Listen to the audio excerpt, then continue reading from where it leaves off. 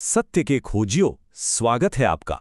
एक प्राचीन कथावाचक के रूप में आज मैं आपके सामने एक ऐसी दुनिया का पर्दा उठाने जा रहा हूं जहां सुंदरता, अहंकार और मृत्युलोक के गहरे जाल आपस में बड़ी ही बारीकी से उलझे हुए हैं। चलिए बिना देर किए सीधे इस चेतावनी भरी किंवदंती में प्रवेश करते हैं।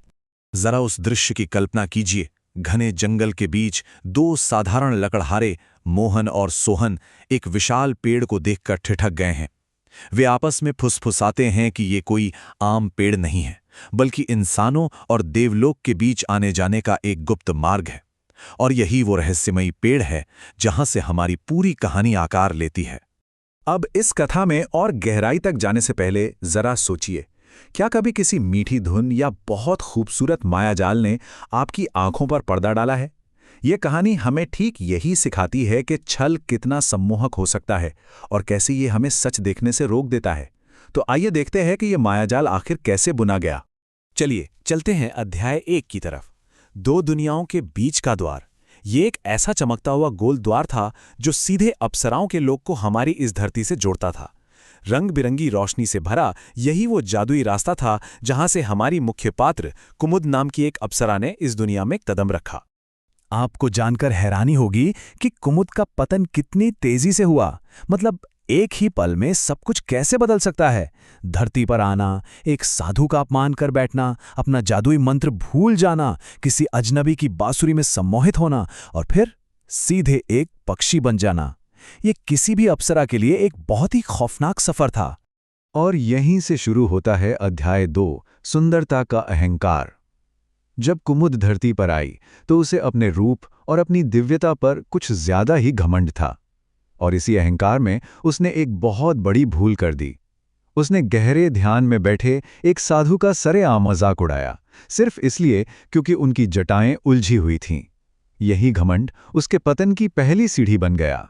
असल में कुमुद की सोच और पृथ्वी की सच्चाई के बीच जमीन आसमान का फर्क था।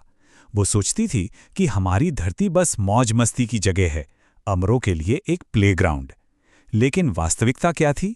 यहाँ कदम कदम पर झूठे चेहरे, छिपे हुए श्राप और काले जादू का जाल था। उस क्रोधित साधु ने जब अपना श्राप दिया तो कुमुद का सारा भ्रम टूट गया।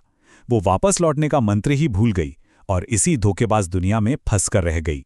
अब आता है अध्याय 3, चरवाहे का मायाजाल। श्राप मिलने के बाद बेचारी कुमुद उस साधु को ढूंढने के लिए पागलों की तरह भटक रही थी ताकि वो माफी मांग सके। लेकिन तभी जंगल में एक बहुत ही रहस्यमयी जादुई बांसुरी की धुन गूंजी। वो धुन इतनी सम्मोहक थी कि कुमुद अपना असली मकसद ही भूल गई और उस संगीत की तरफ खिंची चली गई। ये जाल बहुत ही शातिर तरीके से बुना गया था दोस्तों। अर्जुन नाम के उस सुंदर युवक ने कुमुद को पूरी तरह फंसा लिया था।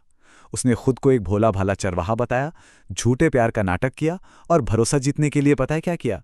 उसने कुछ भिखारियों को अपने माता पिता बनाकर पेश कर दिया। उसकी पूरी पहचान एक बहुत बड़ा झूठ थी। कहानी यहां से और भी गहरी हो जाती है। अध्याय 4, काले जादूगर का जाल। उसी साधु को खोजने के झूठे बहाने से अर्जुन कुमुद को जंगल के एक ऐसे हिस्से में ले गया जहां दिन में भी घुप अंधेरा रहता था। ये कोई आम जगह नहीं थी, बल्कि एक बहुत ही भयंकर जाल की शुरुआत थी। और तभी उन परछाइयों के बीच से हमारा मुख्य खलनायक बाहर आता है, एक बेहद दुष्ट तांत्रिक। वो कई सालों से उस जादुई पेड़ पर नजर रखे हुए था। उसका इरादा तो और भी खौफनाक था। वो कुमुद पर काला जादू करके अमर होना चाहता था, ताकि सिर्फ पृथ्वी ही नहीं बल्कि पूरी अप्सरा दुनिया पर क्रूर शासन कर सके। इनकी साजिश एकदम सोची समझी और ठंडी थी। उसी तांत्रिक ने अर्जुन को वो जादुई बांसुरी दी थी। उनका प्लान एकदम क्लियर था। पहले प्यार का नाटक करो, अप्सरा का विश्वास जीतो और फिर अमरता पाने के लिए उसे बंदी बना लो। रोंगटे खड़े कर देने वाली चालाकी है ना? बचने की हर मुमकिन कोशिश के बाद भी उस महान तांत्रिक ने अपने काले जादू से कुमुद को एक छोटी सी बेबस मैना पक्षी में बदल दिया। सोचिए, एक अप्सरा और अब एक चिड़िया। किसी तरह जान बचाकर वो एक मशालों से रोशन पवित्र गुफा में छिप गई। उस गुफा में तांत्रिक का जादू काम नहीं करता था, इसलिए वहां वो अपने असली रूप में आ सकती थी। लेकिन गुफा से बाहर निकलते ही फिर से वही मैना पक्षी। आप देखिए अध्याय 5, एक बहन की खोज। इस घोर अंधकार में अंततः उम्मीद की एक किरण नजर आती है। वो बेचारी मैना उसी प्राचीन पेड़ की डाल पर बैठकर रो रही थी, अपनी बहन गौरी का इंतजार कर रही थी, और तभी उस जादुई वृक्ष से वो रंग बिरंगा द्वार खुला और गौरी उसे ढूंढते हुए हमारी इस दुनिया में आ पहुंची।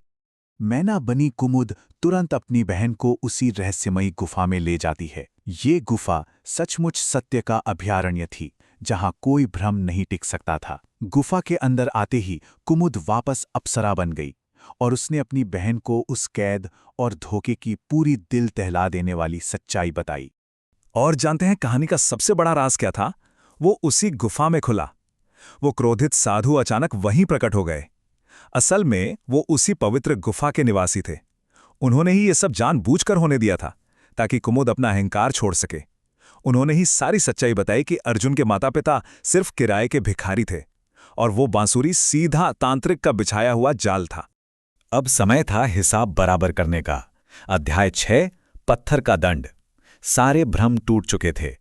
कुमुद, गौरी और वो साधु निकल पड़े उस अंधेरे जंगल की तरफ जहां वो धोखेबाज चरवाहा और दुष्ट तांत्रिक मौजूद थे।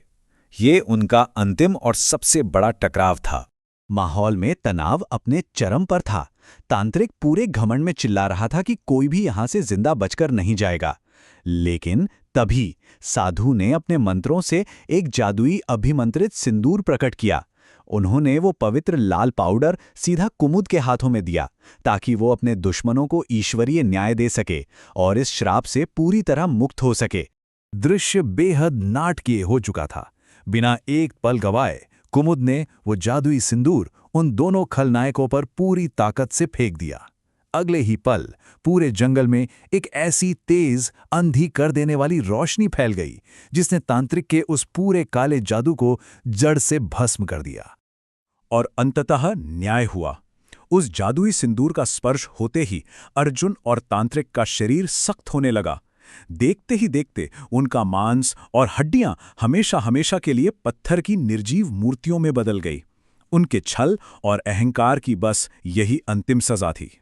इन खलनायकों के अंत के साथ ही पूरे जंगल में एक शांति छा गई। साधु की कृपा से कुमुद को अपना वो भूला हुआ मंत्र वापस याद आ गया। उस प्राचीन पेड़ में वो रंग बिरंगा द्वार एक बार फिर से खुला और दोनों बहनें सुरक्षित अपने देवलोक लौट गईं। लेकिन कुमुद अब वो पहले वाली अज्ञानी अप्सरा नहीं रही थी। इस पूरे अनुभव ने उसे हमेशा के लिए बदल दिया था। तो दोस्तों, इस पूरी प्राचीन कथा का मूल सार सिर्फ इतना है: अहंकार हमेशा आपके विनाश को ही आमंत्रित करता है। आप चाहे कितने भी रूपवान हो या कितने भी शक्तिशाली क्यों ना हो, किसी भी अजनबी दुनिया के नियमों का और ज्ञानियों का हमेशा गहरा सम्मान करना चाहिए। यही सच्चा ज्ञान है। सत्य के खोजियों, आज की इस कथा के अंत में मैं आपको एक गहरे सवाल के साथ छोड़े जा रहा हूं। जरा सोचिए, क्या आज भी इस दुनिया में हमारे आसपास ऐसी मीठी धुनें और खूबसूरत भ्रम मौजूद हैं जो अपने पीछे बहुत ही गहरे और काले इरादे छुपाए बैठे हैं? जीवन के इन माया जालों पर सवाल जरूर उठाइए। हमारे साथ इस रहस्यमयी सफर का हिस्सा बनने के लिए धन्यवाद। हमेशा जागरूक रहें और सच की खोज जारी रखें।